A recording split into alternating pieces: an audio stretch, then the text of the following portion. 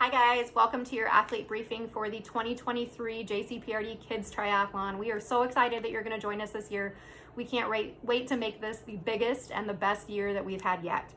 So we're going to start off at the beginning, running through packet pickup all the way through to the end of race day. If you have questions after you listen to this, watch this, or look at the athlete guide, please make sure to reach out. You can contact me via email, via phone.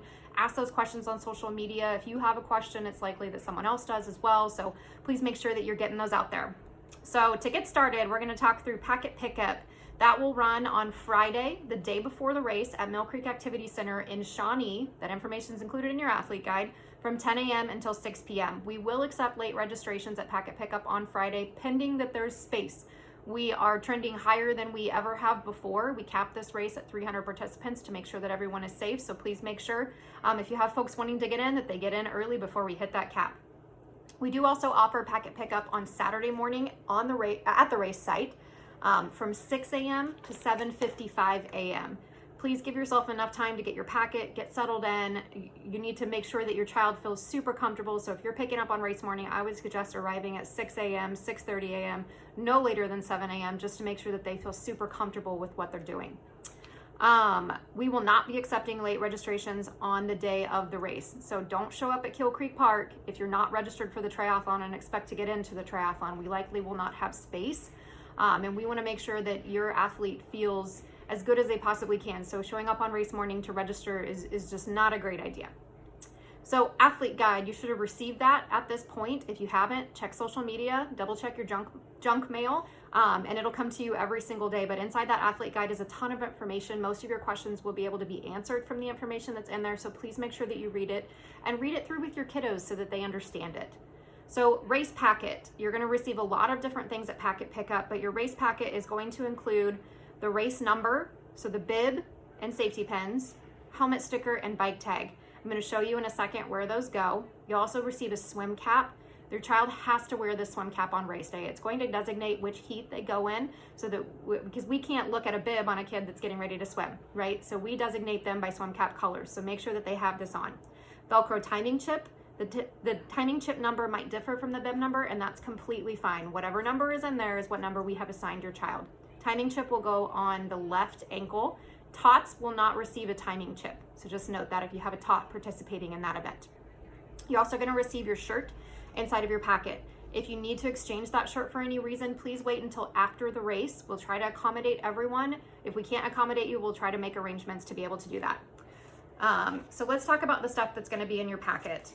So this is one of the race bib packets, okay? So this top piece is your helmet sticker. That's going to go on the front of your child's bicycle helmet. Second item is going to be the race bib.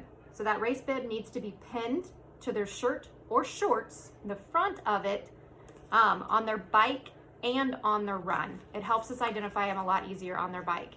This guy is their bike tag. That can go underneath their seat post, just like this. It's a sticker, or it can go along the bar that connects their seat to their handlebars. So there's multiple reasons that we have these identification pieces on your child. One, the colors let us know how many laps they're doing on the bike. It lets them know. So if you're a blue bib, you're going to follow the blue arrows out on the run course. So there's many reasons why we have these on your kiddos. It also helps us to be able to tag their photos to their number so that you can retrieve those photos so much easier. Timing chip. This is what it looks like. I need all of these back at the end of the race. So we'll take them off your child after they race. If you pick up and you happen not to race, please bring this back to me. This will go on their left ankle. Like I said, that's what it's going to look like. Like I said, the tots are not going to have these that item. So no timing chip for the tots. So we've rolled through packet pickup, athlete guide, race packet. Let's talk about race morning. So give yourself plenty of time on race morning. Make sure you arrive early. Gates are going to open at 6 a.m. If you've competed in this race before, in years past, we've started the race at 9 a.m. This year's race will start at 8 a.m. So please make sure you arrive early. Don't forget your athlete's timing chip. That's super important. Or any of those items that you picked up at packet pickup. National anthem will be presented at 8 a.m. with the first groups going off immediately after. You can take a look at the athlete guide. There's a whole heat sheet section in there for you so that you know approximately when your child is going to enter the water. Body marking will take place near run exit in transition on race morning. For all of those athletes that are racing in the competitive triathlon, not the TOTS triathlon, that will be in the main transition area. TOTS triathlon will get body marked in their transition area. And body marking means we take a big, thick black marker and we write their number on their arm. What this does for us is when they go in the water, we know, so if my race number is 430, we know that 430 went in the water and 430 came out of the water. It's super important for us to make sure that we write this on athletes and that we are noting this when they're going in and out of the water. Parking, race morning, gates are going to open at 6 a.m. to the park. You're going to be designated to park in certain parking lots as you enter the park.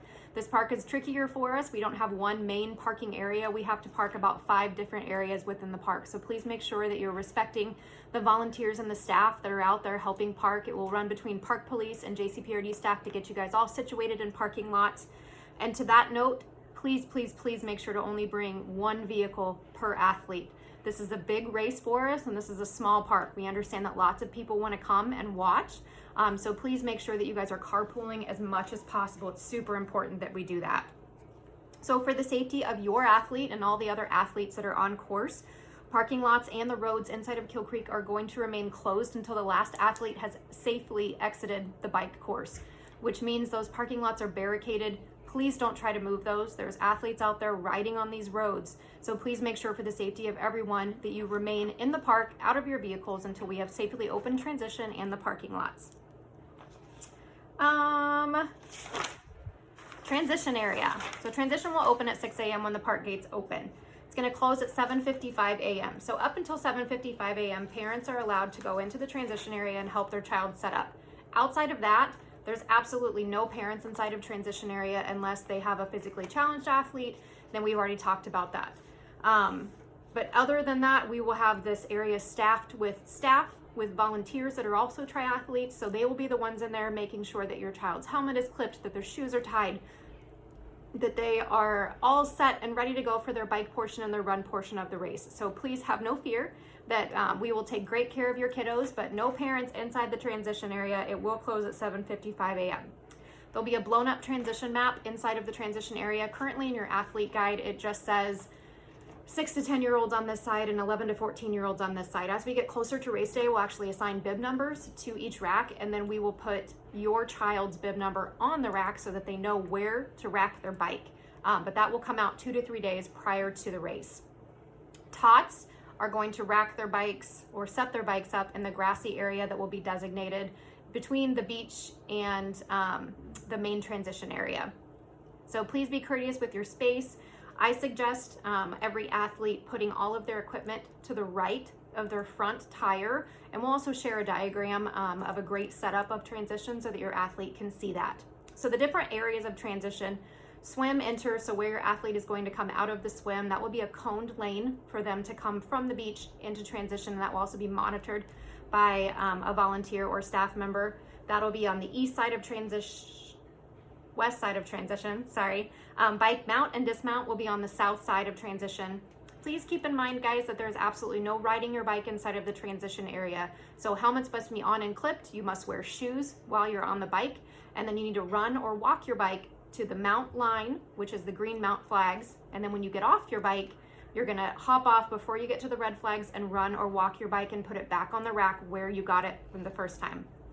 Run exit will be on the west side of transition near the swim enter, and those will have flags as well. Bike stop will be out there providing support for our athletes. So if you need a little extra air on race day or a little bit of oil or grease on your tires or grease on your chain, please visit Bike Stop to make sure that we get those things taken care of before the race actually starts.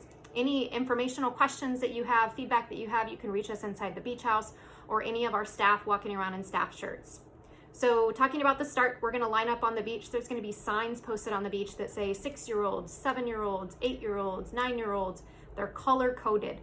So all the TOTS, I believe, are gonna have orange caps this year. So with that said, there's a sign that says TOTS Triathlon and it's in orange.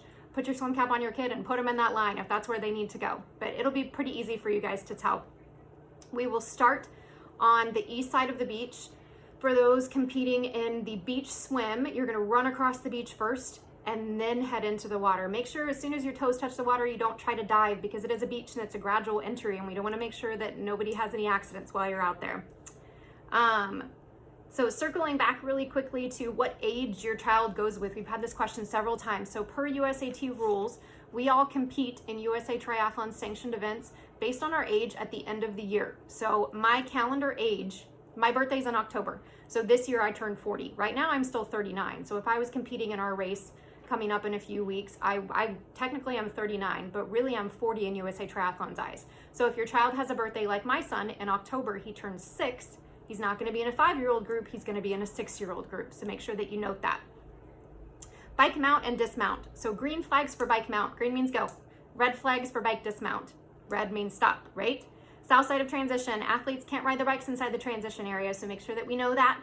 Must have the helmet on and clipped anytime they are on their bike. That means riding from the car to get to transition. That means leaving the park and going back to their car. And that means the entire time they're on that bike course, helmet on and clipped. And they have to wear shoes. So for the run, on the west side of transition is where you're gonna exit out toward those run exit flags. Those exit flags, I know I said green means go, but run exit flags, sorry, are red. You're gonna follow the arrows on the ground that correspond with the bib color. So for example, blue, as I was just holding up number 421, those arrows are gonna be blue on the run course. So make sure that you look in the athlete guide, look for those colors that correspond with your child's bib color. There's also signs out there, but we understand that not every child that's gonna be in this race is gonna be able to read. So them understanding and knowing that when they have their bib on, whatever color it is, orange, for example, for the TOTS triathlon, they're gonna see orange arrows on the ground, and that's where they're gonna run. Aid stations, there's one gonna be inside the transition area, so if kiddos need a drink, they can grab a drink inside the transition area, and there's one on the run course. There is bottled water also provided at the finish line, and all aid stations will have water and Gatorade available as well at the finish line. So for safety reasons, bags must not be left unattended outside of the transition area. Unattended bags inside the transition area that are sitting next to athletes' bikes and things like that, that's totally fine, but nothing unattended outside the transition area. Anything left unattended and found will be searched by our park police officers and taken to the information area inside the beach house. So finish line, after your athlete has crossed the finish line, they've taken their cool finish line photo, they've gotten their medal, go hit up Kona Ice. So every athlete and volunteer receives a free Kona Ice.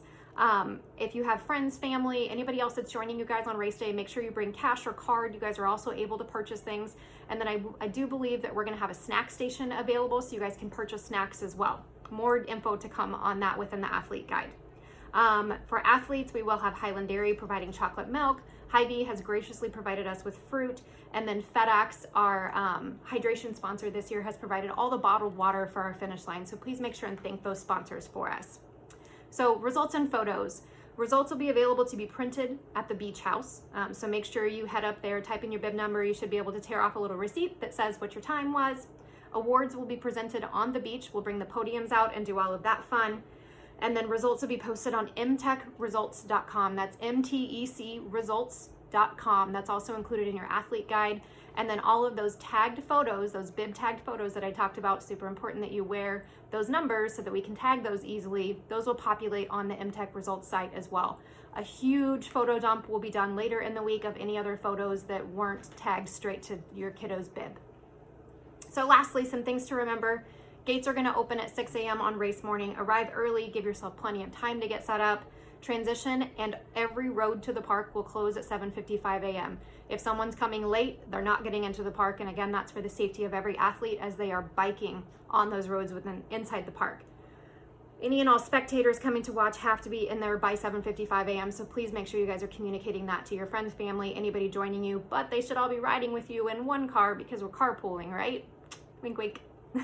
Share the athlete guide with your friends and family. So there's an entire section in there for spectators. Make sure that they're well educated coming into this race. Please make sure that you thank the volunteers. They are the ones that really truly make this event possible. And then lastly, I'm going to say it one more time, parking is incredibly limited at this race. So please plan to bring one vehicle per athlete and carpool if possible.